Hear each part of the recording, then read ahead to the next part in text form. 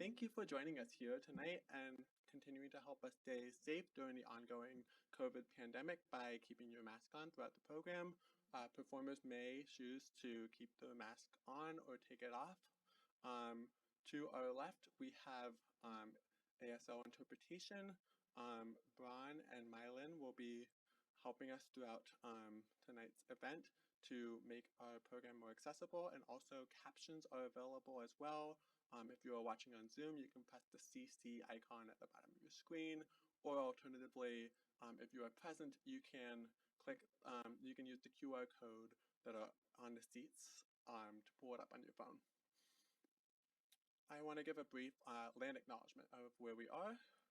The Poetry Foundation building is situated on the occupied original homelands of the Council of the Three Fires, the Ojibwe, Potawatomi, and Odawa nations, among other indigenous nations. Indigenous people continue to live here today, and Chicago is home to one of the largest urban indigenous communities in the United States, and we gather recognizing that some of us here are settlers on colonized land. We invite you to treat this as a relaxed space, meaning feel free to do what you need for your body and mind to be more at ease.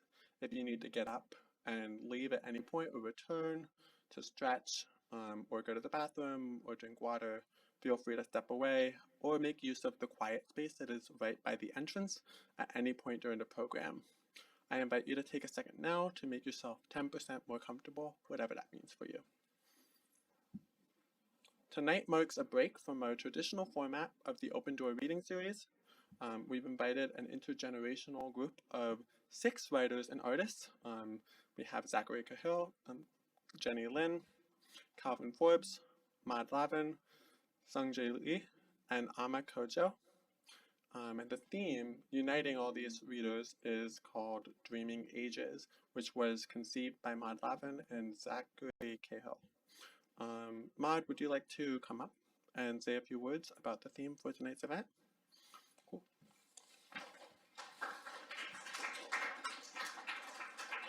Thank you, Noah. Thanks to everybody for coming out on this cold evening. We really appreciate it.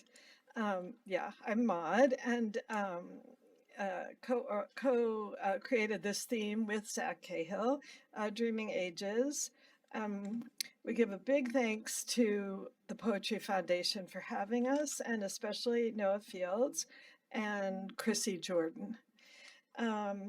I'm a white Ashkenazi Jewish woman with short salt and pepper hair and rhinestones above my left eyebrow, glued on with eyelash glue. I'm wearing a maroon top with a funnel neck and cherry red velvet pants. The writers in Dreaming Ages are all of different ages and backgrounds. Many of us read together in the reading series at Printers Row Wine in Chicago's South Loop. In different ways, we're all friends and encourage each other's writing. So friendship is really what's bringing us together tonight, as well as words. Tonight, we're serving up poetry and creative nonfiction and sharing facets of aging, the erotic, the memory twists, the fantastical, the playful, the feelings of mortality, the love, aging at all different ages. Again, thank you for coming, and thank you for those listening at home. We hope you enjoy.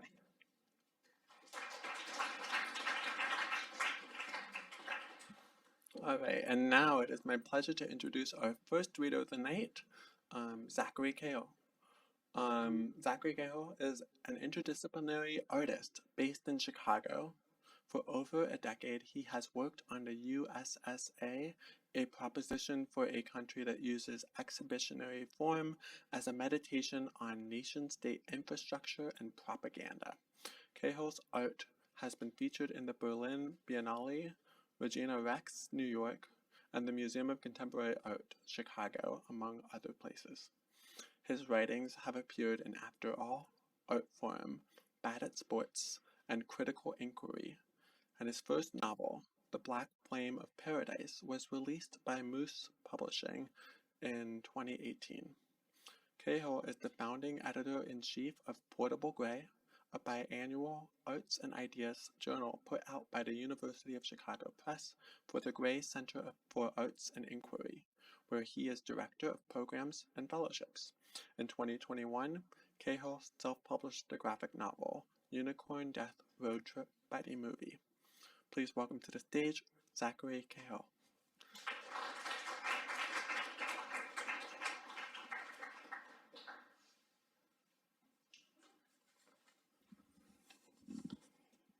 Hi, everybody.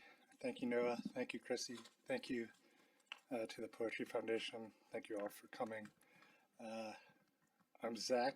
My visual description is I'm a white male with glasses and currently a shaved head, pink pants, which you cannot see.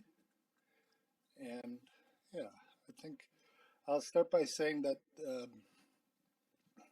the poem I'm going to read tonight comes out of an interview that I did about a year ago about the graphic novel Unicorn Death Road Trip Buddy Movie, and which I think of as a kind of fable for the pandemic. In the interview with Bad at Sports, the artist Duncan McKenzie,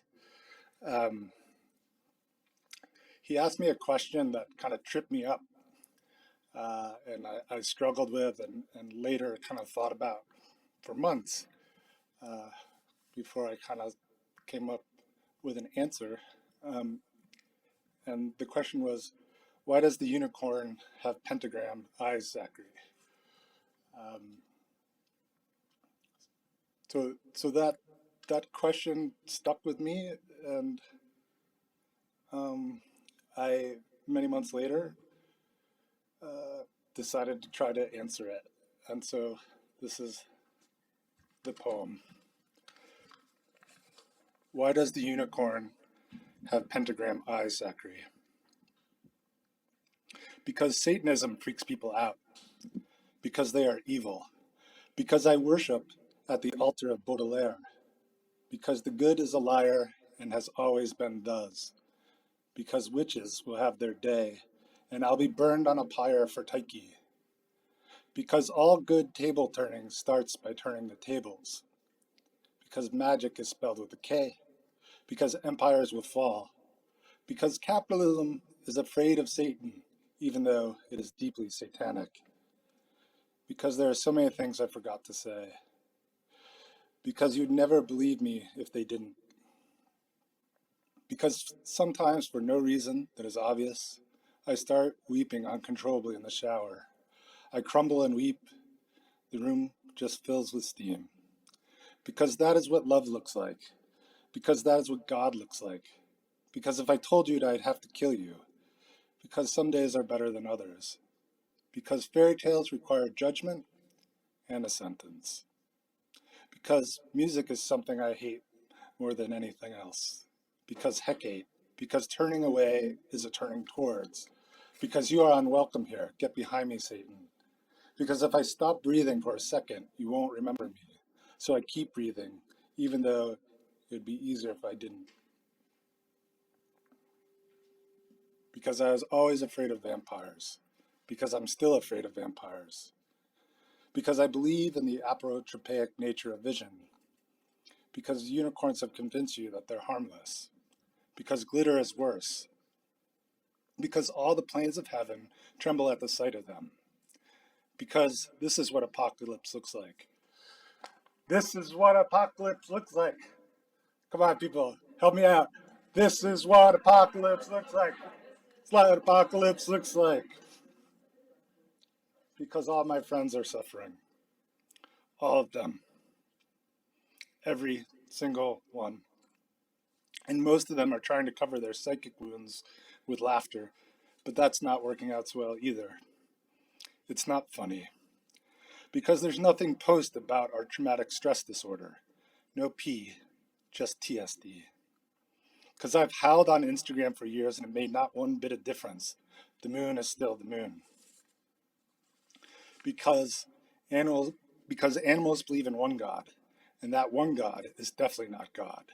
Not your God, not mine, because the God they worship is coming for you. It's coming for everyone. Because you'll never worship the same way again after they're done with you, the animals. Because all my people are broken and there's nothing I can do. I'm broken and there's nothing I can do. Because it is my only option. Because I took the wrong path to start doing hard drugs at this point. Too late for that. Sorry, Charlie. I'm not an Orthodox Baudelairian.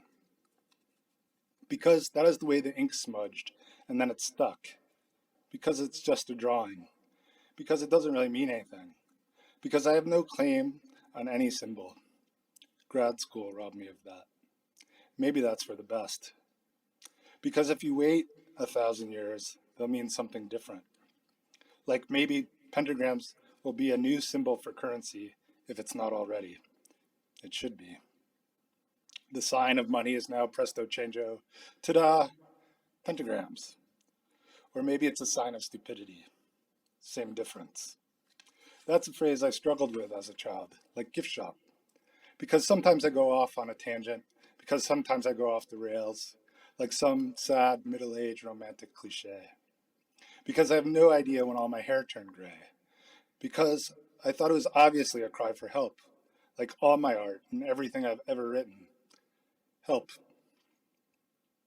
Because I wouldn't know what to do with that help if it ever arrived. Because maybe that's what love is.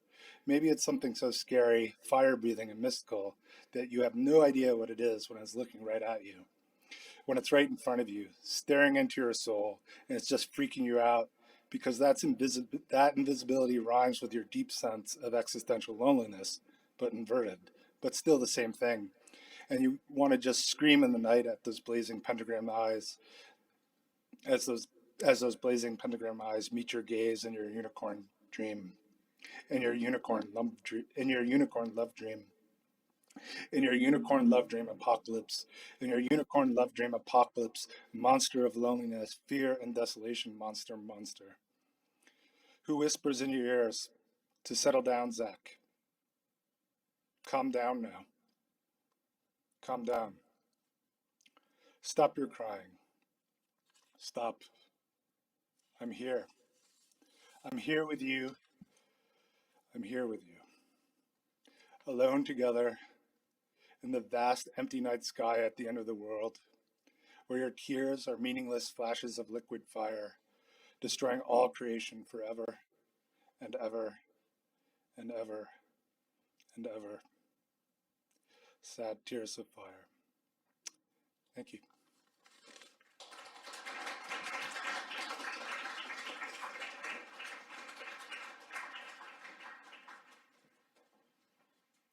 Thank you so much, Zachary. What an appropriate way to start off our spooky season.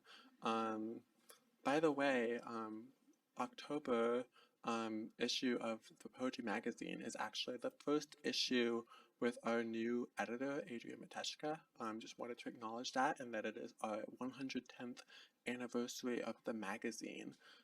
So pretty cool that we're getting to celebrate this month with this event, among others.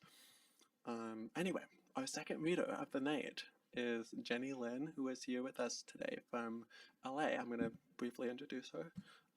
Jenny Lin is a writer and art historian based in Los Angeles, California. She is author of Above Sea, Contemporary Art, Urban Culture, and the Fashioning of Global Shanghai, and is writing a new book and curating a related exhibition, Another Beautiful Country, Moving Images by Chinese American Artists. Lin is the director of the MA program in Curatorial Practices and the Public Sphere, an associate professor of critical studies at USC at the Roski School of Art and Design. She holds a PhD in art history from UCLA and a BA in architectural studies and Italian studies from Brown University. Please welcome to the stage, Jenny Lin.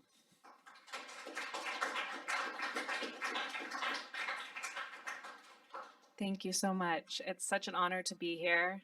Thank you to the Poetry Foundation and to Noah Fields and Chrissy for making everything really smooth. And I'm so thrilled to be here from LA. A lot colder than I'm used to, but I was thinking, not having a big diverse seasonal shift makes aging seem out there, and I'm glad to be in here and confronting it with you all. So as a visual description, I am a woman, mixed race, half Taiwanese, half Ukrainian, plus plus. I am wearing a denim jumpsuit and some fierce blue suede shoes, and a beautiful rainbow necklace that was gifted to me from Maud Lavin, who I thank so much for bringing me out here, and Zach Kale as well for organizing this event.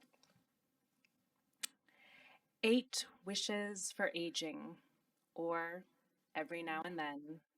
Poem for Maud, Mom, May, and Nini. On a menthol cigarette pack back, a woman, 20-something, looks at her reflection in a mirror. Wrinkled, gray, yellow-green. This is the only warning that works for us Hong Kong girls, Kit laughs. Cool smoke hits her throat, crushes our lungs. Inside a Watson's, inside a subway station, pumping techno in Shanghai, a sales lady chases me with bottles of creams. This one whitens. This one will make those lines disappear. My skin tones, earth brown from my dad, spots from LA sun, lines from smiling, from singing to Wong Fei, singing to Cranberries' Dreams in Cantonese in a little gray car under an open sky roof. Celebrate my first period at a Silicon Valley mall with Mama Jean. We grin in a photo booth, back curtain drawn from blue to red. Mom tells me about safe sex and Planned Parenthood and how important is a woman's right to choose. How could we be here now? We fume. With boyfriend in darkened room, parents out of town, too much tequila on teenagers' lips. Let me ride, Dr. Dre raps. We drive used Mazdas with colorful daisy stickers to Planned Parenthood, get HIV tests and pamphlets and circular pink packets with pills we pop through foil. We give rides to crying friends who exit, exhausted and relieved. Listen to Diggable Planets on way to suburban homes. Ladybug asks, why is the Supreme Court all up in my uterus? We're just babies. We're just babies, man. 2 decades later, after watching Dancer in the Dark on a theater on Thayer Street, reading Sarah Helen Whitman and Edgar Allan Poe's love letters, Providence haunts. After living with pot farmers in Absinthe and Catalonia, attending Jasmine's all-girl punk shows in abandoned Chinese factories, writing a vampire novel and hip-hop dancing in clubs where kids wear sunglasses, platform sneakers, and kiss in bright red gloss. After Jasmine tells me she can't eat ice cream because her period just came. Our bloody Valentines. After driving from Westwood to San Bernardino to teach Chicano art, back to Echo Park Bungalow on adjunct teaching salary, IOU signed by Arnold Schwarzenegger, passing French translation exams and sitting in dusty archives. After brother's gay wedding lit by Guy Fawkes fireworks, White House illuminated by rainbow LEDs. After our banquet with balloons, pink tablecloths, champagne toasts, restaurant employees named Stone, TJ, and Benjamin, Dad hitting a gong between courses, walking an aisle to Cayetano Veloso on a Wong Kar-wai soundtrack, purple dress with wraparound train and psychedelic print cheapao. After keys to an office on a leafy green quad, library cards, lecture hall stages, conferences that cost too much.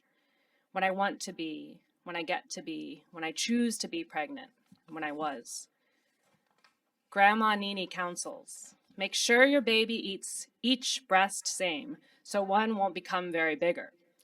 One's always a little bigger. Grandpa Yaya says, better you start skinny and grow plump. His pudgy, baby smooth face under thick gray hair. Corporate hair, we joked. Nini's hair, like Dad's, extra fine. Later, someone said hers fell out because of cheap hair dye from Ranch 99. Later, it grows back, thick and white. Mine fell out in clumps after the baby. Little bald polka dots, Kusama landscape on my head, after I breastfed as equally as long as I could. Acupuncturist feels my vein. Hollow, she says. Change your diet. Eat more red meat. The bloodier the better. Eat slower. Eat warm foods. Yin yang. No ice. Kai shui. Food is medicine. White flower oil. Pak fo ya.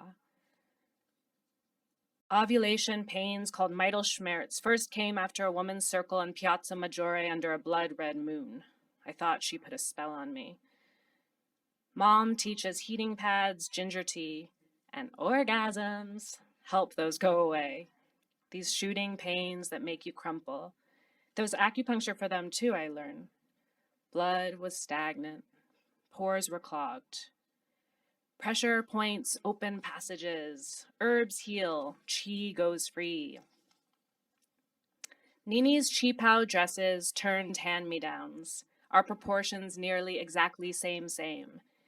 Thank Nini for our boobs, cousin says. Shei Nini. Julie and I drive to see Nini in her memory care home on a sleepy cul-de-sac in Orange County. She was hardly here anymore. We play her favorite tune, Tian Mi Mi by Teresa Deng, Asia's eternal queen of pop, fans call her. Taiwanese singer of sweets dies alone in a hotel suite in Bangkok. 17 years earlier, on Nini's 80th birthday, we stay up all night playing mahjong, she beating us all. How bun! Why can't you see patterns? How'd you get into Berkeley? She taunts cousin Shui. Grandpa hates mahjong. Nini used to disappear in her chi-paos, playing mahjong. Pung! She cries. We sneak Nini back into condo, sliding door left slightly ajar. Soon Grandpa will rise and sit on the toilet with newspaper. 一边上厕所,一边看报纸. Nini laughs, deep, naughty, full of joy. Ha ha, da xiao. Are you happy? She always asked. May tells me about her grandma. She lives in Manhattan's Chinatown, walks 8 blocks to play mahjong with friends all day, every day, at 93. She tells time and fortune with tea leaves, gossip, and faux ivory tiles. Smoked cigarettes before menthols and warnings we'd sometimes heed. May's grandma had 9 sisters and 1 brother, the family prize. But May is an only child, born into a country that also controls women's bodies in an opposite direction. 8 wishes for aging. E, to open passages through pressure points. R, to enjoy food, food as medicine. San, to walk 8 blocks at least every day. Si, to play mahjong with friends. Wu, to reject cheap hair dyes and skin whitening creams. Liu, to tell young people about safe sex and joyful sex and Planned Parenthood and how important is a woman's right to choose. Chi, joyful sex. Ba, to sneak out of the house, hip-hop dance, make out every now and then. Thank you.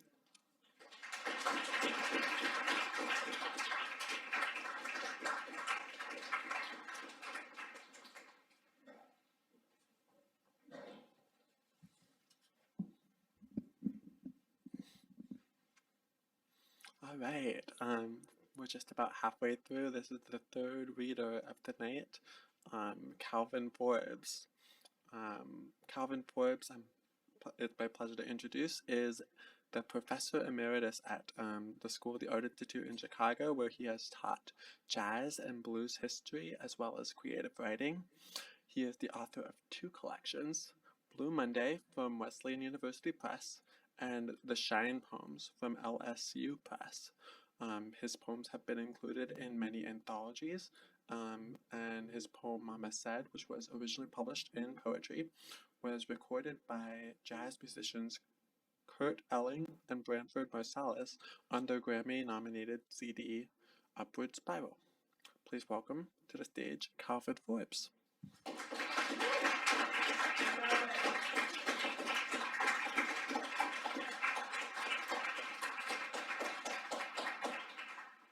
I paid some of those people too.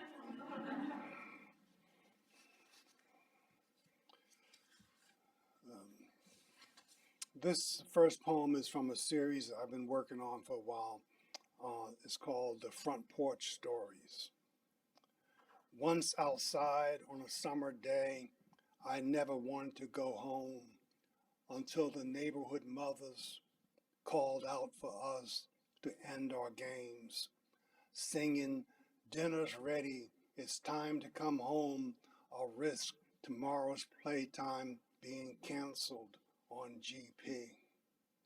Or they just yelled out our names. We played hide and seek in an old abandoned house down the block. And after dinner, we sat on our own front porches and traded stories and listened to the radio through the open windows, since ACs were about as common as a daddy without a job or some other way to help feed, clothe, and house a family. There were always girls jumping rope and hopscotch, and any one of us ready to play the fool until sunset or bedtime. It was only years later in college that I learned I had grown up in a ghetto and thus deprived of life's most common necessity, love.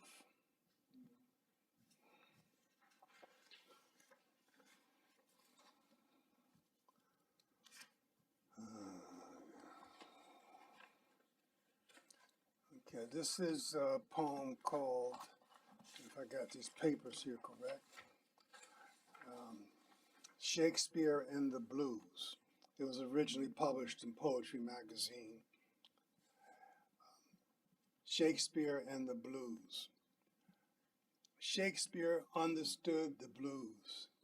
He knew parting was such sweet sorrow. Mr. Shakespeare was the main MC of the Elizabethan scene, and so I figure to be or not to be, similar to how you be as timeless as hell and as universal, since both questions never go out of style. I only wish a fellow had sussed out Iago and taken Iago down to the crossroads and asked Iago the devil's true name. Juliet is like Lady Gaga in my HBO rewrite, and Romeo lives in Harlem with his mom, though that's not his real name. He wants to be the first rapper with a PhD. And Robert Burns smiles to keep from crying. And when he penned the best made plans of mice and men, not rats, often go astray, what he really meant was shit happens. Dead old white men, they knew the blues, though they didn't always know what they knew. Okay, maybe not in 1619, by which time Shakespeare was long gone and Burns was not yet in the world. But the blues isn't stuck on color or CP time.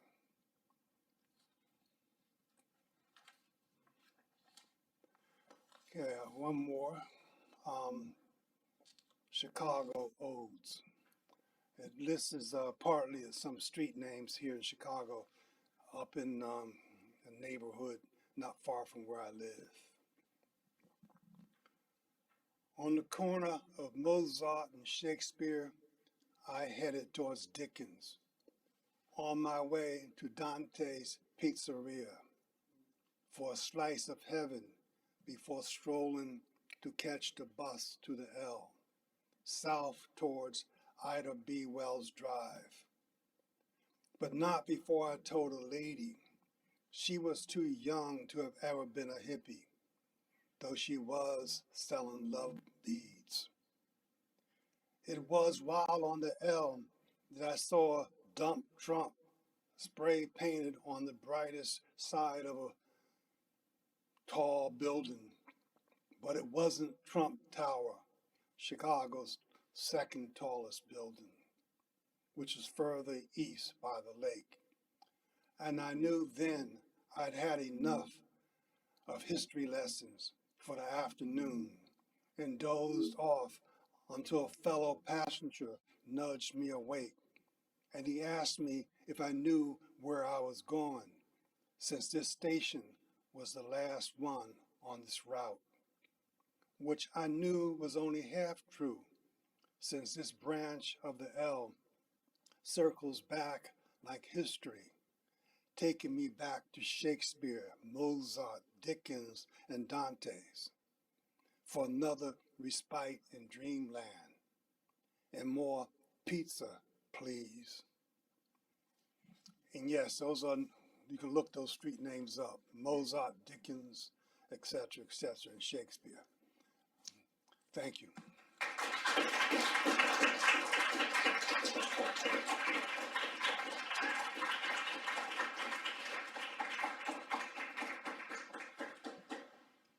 All right. Thank you so much, Calvin. Our next reader is Maud Lavin, whose books include Cut with the Kitchen Knife, a monograph on the Berlin Dada artist Hannah Husch, Clean New World, and Push Comes to Shove, New Images of Aggressive Women.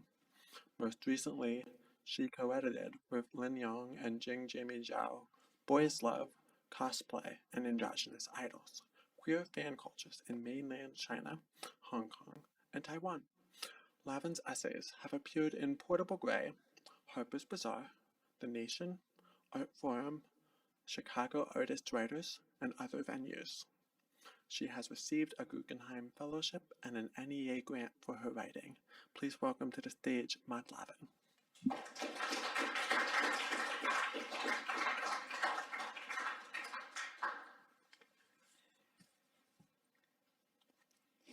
So exciting to read without a mask. I'm reading one creative nonfiction piece, Bodies, Water, and it was just published this summer in Roy Fenion, an indie lit magazine, their special issue Heat, and guest editors Melissa Flores Anderson and Francois Burrow. It's short and it's in 3 parts, 3 scenes, 2 of which are creative nonfiction, and the third one is speculative nonfiction. I'm a little soft-spoken, so if you can't hear me, go like this or something, and I'll speak up, okay? Thank you. Okay, 1, Central Park. Right below the Central Park Reservoir on a hot summer night, and the sex wasn't even that great. We are dressed in our finest, our downtown New York City, age early 30s finest. You, jacket, cotton button down, jeans. Me, plum-colored thrift shop dress, wraparound with a flared skirt, violet stockings, and those shoes, royal blue, bright, bright blue, with heels, my favorites. We walk out of a Museum del Barrio exhibition opening between 104th and 105th Streets on Fifth Avenue, stepping into the warm night. There is wine drinking and a crowd behind us. Central Park in front of us, sparse traffic on Fifth. We're expectant, quiet, rolling across Fifth and down the broad sidewalk next to the park. We head for the reservoir.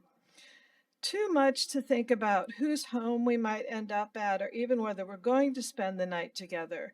We're not a couple, although we've been friends a long time, and this now is a date.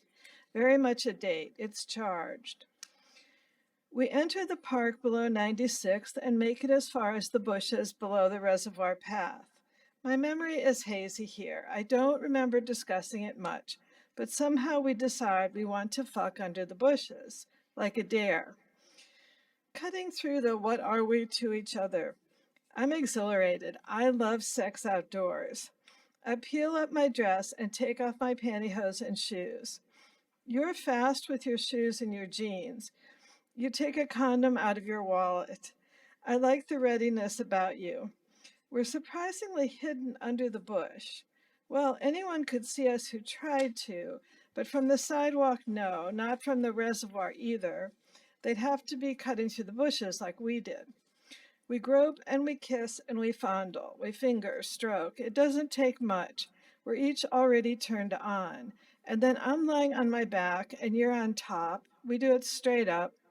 But the sex isn't all that. I'm distracted by the twigs, small stones, and dirt on the back of my legs and butt. Your movements, they seem studied to me, like you're dancing, controlled.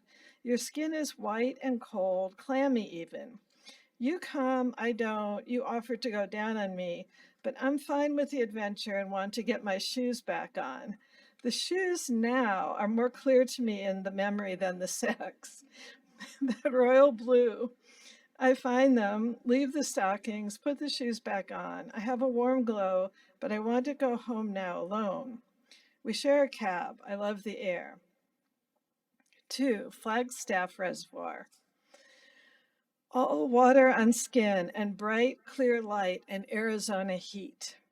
It's 10 years earlier. I have a summer job at the Museum of Northern Arizona and I'm living with other staff on the grounds. I've turned down an underpaid summer internship at the Met for this. With the Flagstaff salary plus the living space, I'd come out ahead.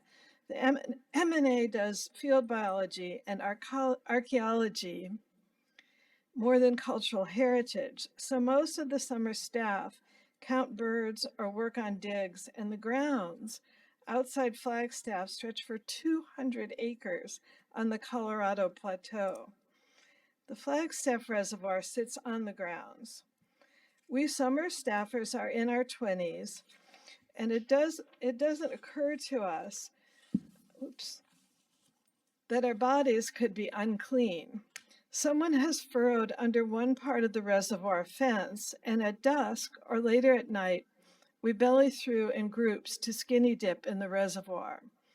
Dusk is the best, with enough light out to look up at the mountains, the San Francisco peaks while we swim.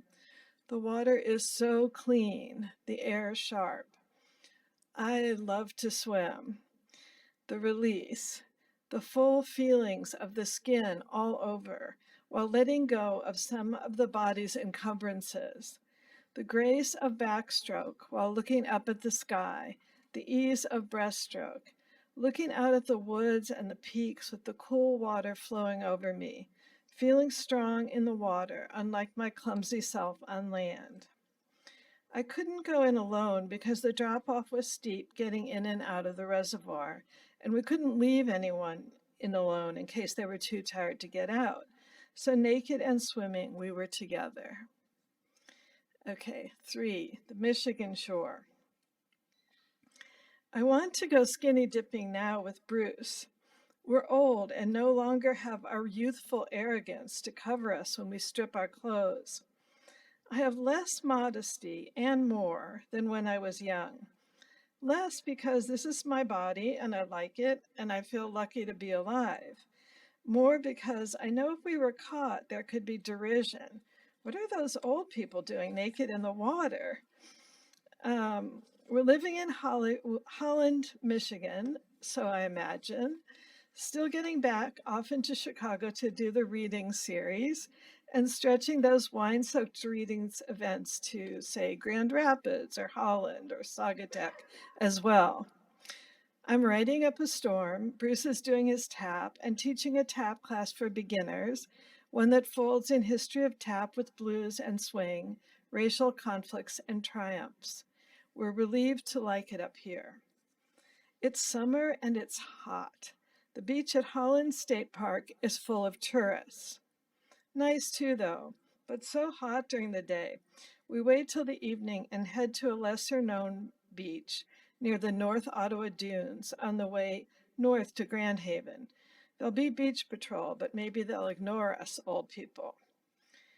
We get there, park, no patrol that we can see. The air is thick but clean, not much wind. We take off our shoes. I put my walking sticks with them. We leave our pants, too, and our towel. Maybe in the dark, Bruce's shorts can look like a bathing suit, my underwear like a bathing suit bottom. I take off my t-shirt too. I have a sports bra underneath with material enough to look like a bathing suit top if we get stopped. We walk to the water, wade in. Bruce is happy to let the wavelets wash over his feet and calves, just the massage he needs with his dancing. I look around, really, no one. I hand him my sports bra. Ah, it feels good to be naked on top. Like when I was a kid and my family lived in the sticks. It was so empty I could run around without a shirt like my brothers until I was 5. I love to swim. I dive in. Bruce keeps an eye out. No big undertow here, I don't think. I stay close in any case. Lake Michigan is a sea, a huge one with tides and undercurrents. Near the shore, welcoming water, no fear. Water cooler than the air, soothing water. And I'm weightless, my breast bobbing, my legs frog kicking, my arms reaching up and out.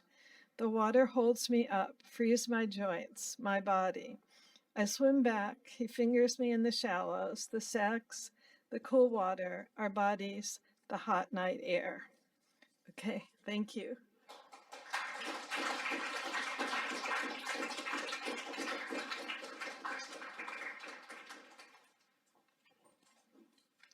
All right. Woohoo! Thank you, Maud. And now we're on to our penultimate reader, Sungjae Lee, who is a Seoul-born, Chicago-based artist. Lee makes performance, installation, text, and video focusing on queer Asians and their desires that have been regarded as effeminate, desexualized, and thus invisible in the West. He has presented his works globally in South Korea, Sweden, Canada, New Zealand, and the US. He received his BFA in sculpture from Seoul National University and an MFA in performance art from the School of the Art Institute of Chicago. Please welcome to the stage Sungjae Lee.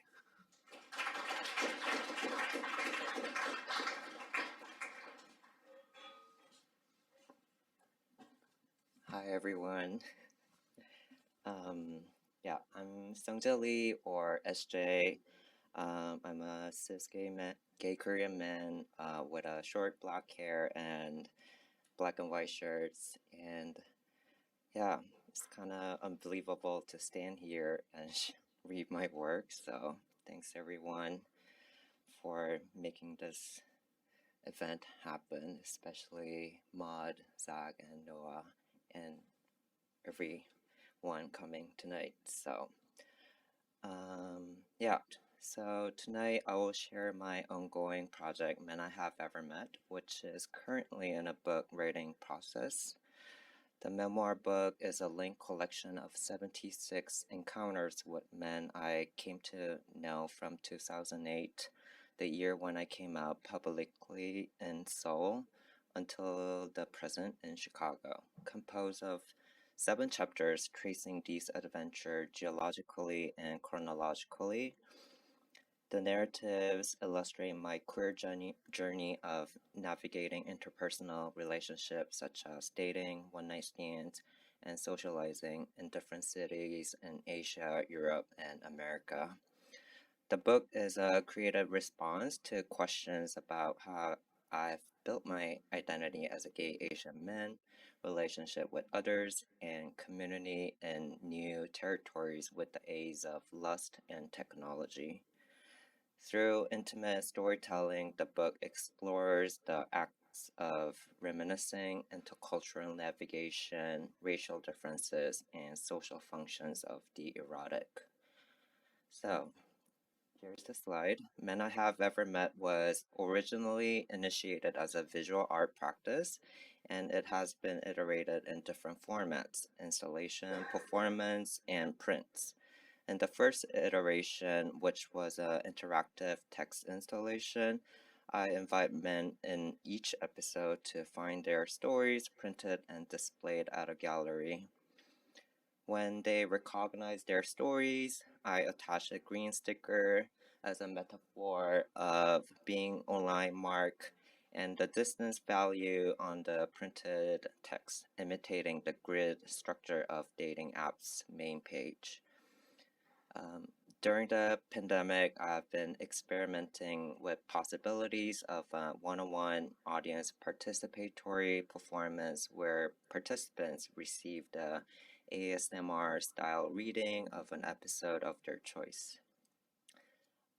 Last Friday, October 7th, my solo show presenting 90 episodes of people I have met in Chicago opened at the DIY art space called Companion Co-op, and it will be on view on Saturdays and Sundays until October 28th. Let me know if you're interested in seeing the show. So, considering the theme of tonight's reading event, Dreaming Ages, I chose one episode from Chapter 5, titled A Larger Net, Chicago, Montreal, Vermont, and Seattle, 2019.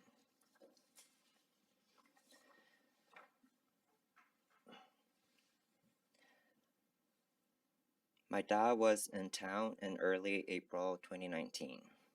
He was on a business trip to a city on the East Coast and another city on the West Coast. Chicago was not on the list, but he wanted to drop by to see me. To be honest, I was not glad to have him visit because my thesis presentation was coming up within 2 weeks. It was bad timing to have a family reunion. Moreover, I'd had anxiety about spending time alone with my dad since he'd almost abandoned me after we had heated conversations about my sexuality in my early 20s.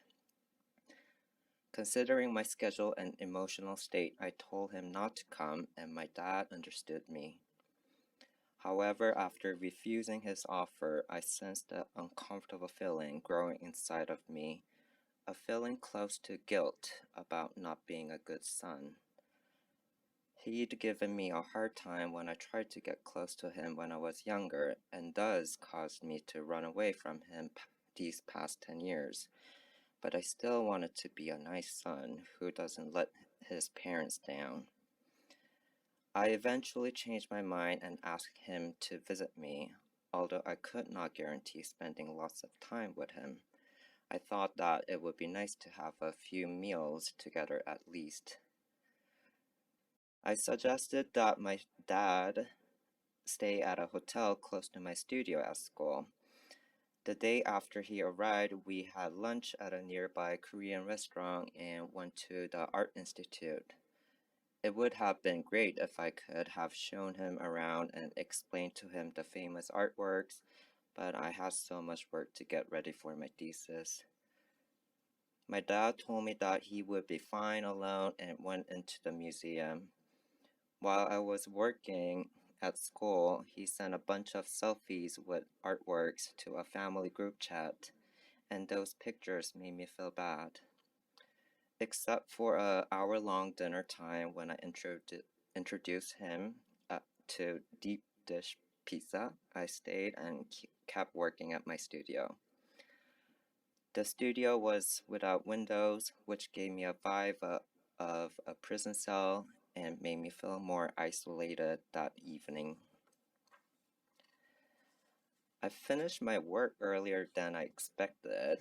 It seemed like my hope not to make my dad spend the whole night by himself boosted my work efficiency. But when I unexpectedly got free time, I wanted to use it for cutting myself some slack. I was so stressed around that time that I really needed to get laid. I was talking with a guy on Grindr and learned he happened to stay at the same hotel as my dad. His room was a few floors above my dad's.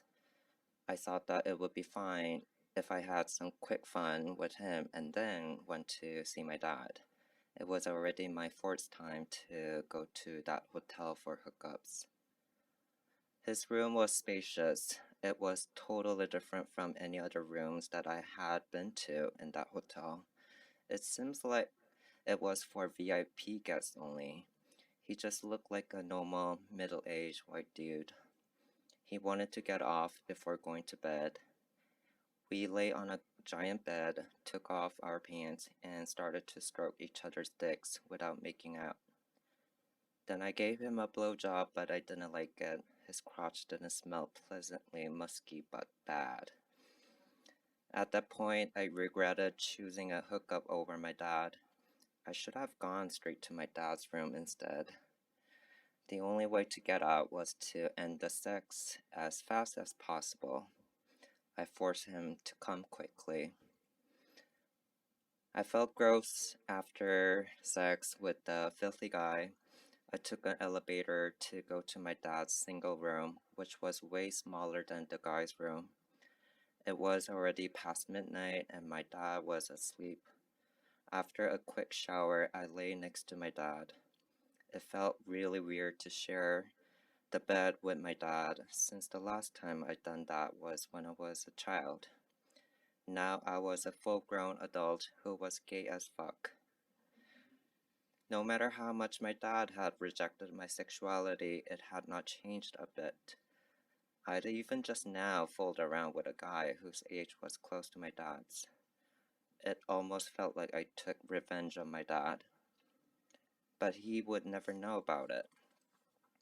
My head was full of questions about my relationship with my dad and his perception of me.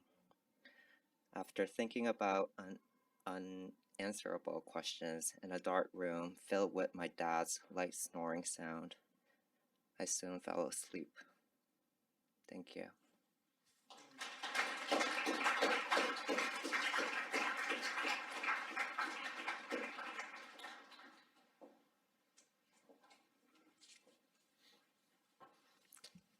Thank you so much, Essay, and congratulations on your solo show, and I hope that people in Chicago get a chance to check it out.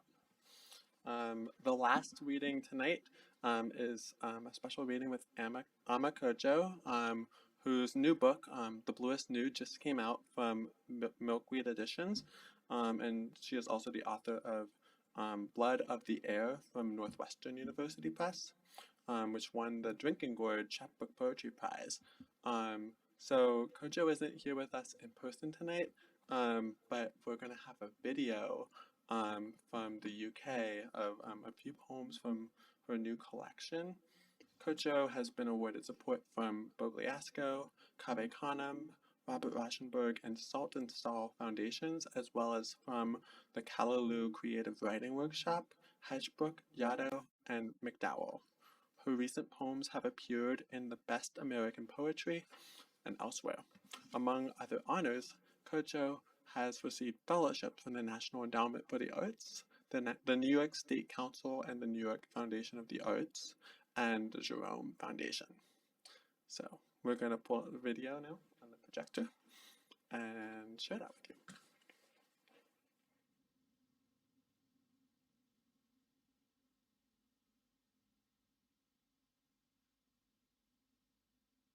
Hello, my name is Ama Kojo. I use she, her, hers pronouns. And to visually describe myself, I am a Black woman, have black curly hair, and I'm wearing a white V-neck t-shirt. So I just want to start with saying thank you. I feel lucky and happy to be with you all, even in this kind of holographic form. And I wanted to appreciate Maud and SJ for inviting me to read with you all tonight, and also thank the Poetry Foundation and Noah in particular for helping coordinate and plan and bring this evening together. So I'm going to read a few poems I've selected from my book, Bluest Nude, and I think each of them have this theme of kind of nesting dolls, how we are, as we age, just accumulating ourselves. And this first poem also deals with sexual awakening. It's called Resembling Flowers, Resembling Weeds.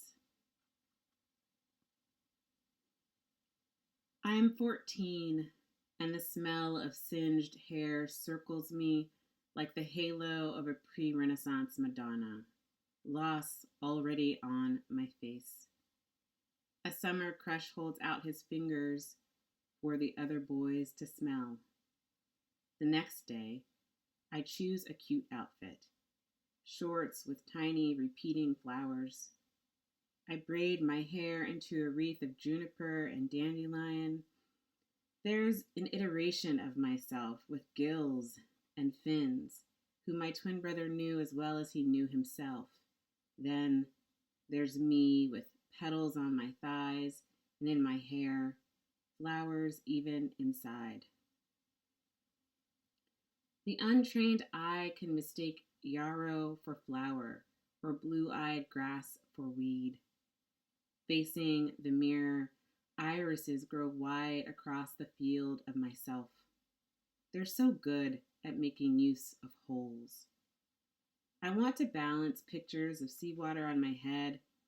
I want to be more like my eyes. I carry holes and purses and a picture of me, age 6, Easter bonnet tied under my chin, shins grazed by bluebells, a steeple I can hear beyond the frame. An image I've held in another's retelling. The scentless girl I was has a fragrance I recognize in the mirror. The girl and I bring our rose-perfumed wrist to the flesh below the ears, flesh that will one day be eaten but not consumed. What is covered now by cloth and petals will be taken wholly. A tongue, feeling like many, will coax woman out of us. So this next poem, again, is thinking about these bodies that we accumulate, and it's also in conversation with a modern dance piece by Trisha Brown. Of being in motion. There's a body marching toward mine. I can feel its breast and stomach hot against my back, its breath in my hair. I accumulate bodies, my own. The tattoo braceleting my wrist, my earlobe like a pinhole camera, my vagina untouched, my vagina stretched. So many bodies treading toward the others. And the bruises I conceal with makeup and denial. The scars I inflict on myself and the ones I contort with a mirror to see. I didn't always know we'd be joined like this, that I couldn't leave any of myself behind. In Trisha Brown's Spanish dance, a performer raises both arms like a bailora and shifts her weight from hip to hip, knee to knee, ankle to ankle, until she softly collides with another dancer. The two travel forward, pelvis to sacrum, stylized fingers flared overhead, until they meet a third woman and touch her back like stacked spoons. Dressed in identical white pants and long sleeves, the dancers repeat the steps until, single file, 5 women shuffle forward. They go no further. The dance lasts the exact length of Bob Dylan's rendition of Early Morning Rain. How many versions of myself pile into the others? Arms lifted in surrender, torsos twisting to the harmonica. But the dancers, I moved by their strange conga line, a train of women traversing the stage, running gently into a wall. And I'm going to close with a poem that is less about looking at oneself through oneself and more about how we can see our aging when we look at other people around us, like young people or older people. So this poem is about that kind of looking.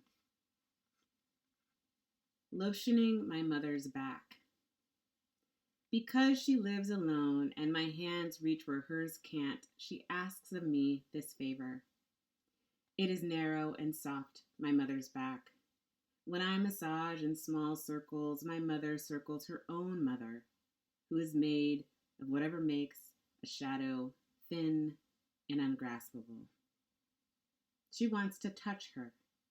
The bones under my mother's skin, rib cage, scapula, spine, feel like sharp winter rain. Between the clouds, I see a patch of sky, glimpse my aging body, moles like a flicker of paint, undersides of half-covered breasts, patches of eczema my fingers soothe with heavy cream. Is this what a laying on of hands means? Once my mother touched a garment and said, full of an awe, full of sadness, she touched this. Her skin was inside this. My mother's back shines like the hands I wipe on the towel's face. Weren't miracles always beginning this way? Thank you.